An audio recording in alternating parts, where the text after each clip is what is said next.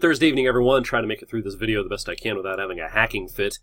This is the worst cold I've had in many years, and it's just sort of lingering out there this evening. Anyway, let's get to the weather. Still in line for a great weekend, but first things first, it's pretty chilly this evening, and it was a chilly night last night.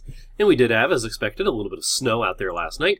A couple of the reports sent in to the National Weather Service office, an inch at the Youngstown Warren Airport, over towards the Sandy, excuse me, the Sandy Lake area. A little over an inch worth of snow late last night and early on this morning. Amounts were a little higher off to the north. There were some parts of Geauga County that managed to sneak in a little bit higher, although some of these are under an inch, mostly because I'm clicking on Portage County. Boy, cold medicine. Up in Geauga County, yeah, there you go, 2.5 in Chardon. I knew I'd find what I was looking for. Some higher amounts off to our north, Montville, at 3.2 inches of snow last night. And you can see on the snow depth, definitely a little stripe of heavier amounts from just east of Cleveland through the primary snow belt in Geauga County, parts of Ashtabula County, as well, and maybe, pardon me, the northern parts of Trumbull County. All right, futurecast. Clouds tonight.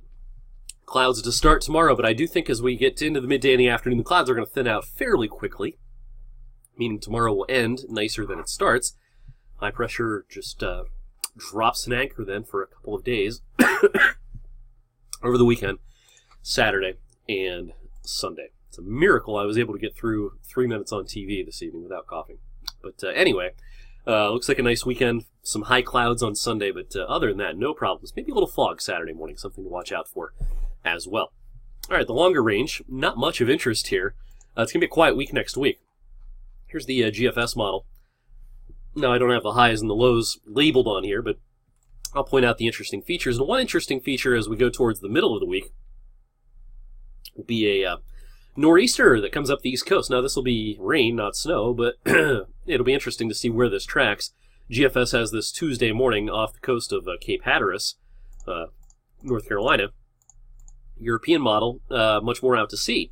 So there's a little model war going on there, but whichever model's right, it's not going to have much sensible impact on our weather, just more of a problem, potential problem anyway, for the East Coast. If that farther west idea like the GFS has comes to fruition, we might have a cloudier period Tuesday, but probably no rain. And we should be, high and dry next week. All the stormy weather next week will be, pardon me, out west, with a big old storm off the coast of California towards the end of next week. All right, I promised I'd talk about the week around Christmas, what the climate models are doing that week. Now, the warm signals are not as strong later in the month as they are in the first part of the month, but still, look at this. It's like a red paintball over much of North America, even if it's not quite as warm as the current pattern. So this is the 23rd through the 28th, the temperature anomalies. Cooler than average here and much warmer than average up here.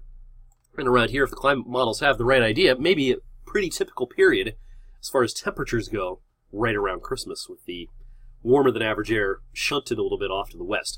But we'll see what the trend is with subsequent runs of the climate model for right around Christmas. Same model as far as precipitation anomalies right around Christmas time. Wet in the purple and blue out here across Texas, New Mexico, Kansas. Drier than average here. Dry in Arizona, Southern California. And maybe a little wetter than average across the upper Midwest, Northeast, but not much of a signal around eastern Ohio and western PA for precipitation right around Christmas. So, if you're wishing for a white Christmas, I certainly wouldn't put the odds at 0.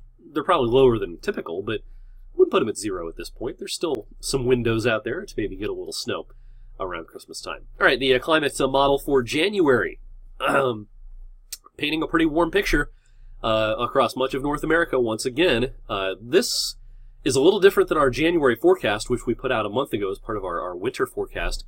Notice again, all the above average temperatures stretching all the way down into the, pardon me, the Ohio Valley and the Southeast on the climate model, whereas our January forecast keeps most of those warm anomalies shunted a little bit to the north and the west. We've been talking about December easily being the warmest month compared to average of the winter, and then things will start to change a little bit deeper into the winter.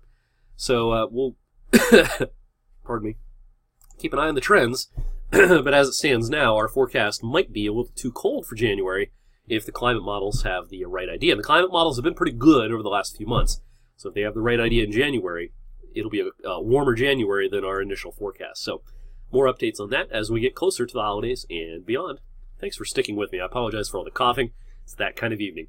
I'll see you tonight on 21 News at 11. Actually, we probably go on the air a little early tonight. NBC showing The Wiz, which is live. It might end at like 10:45. So we might have a supersized version of 21 News tonight at 11 o'clock. So join us then and have a great night.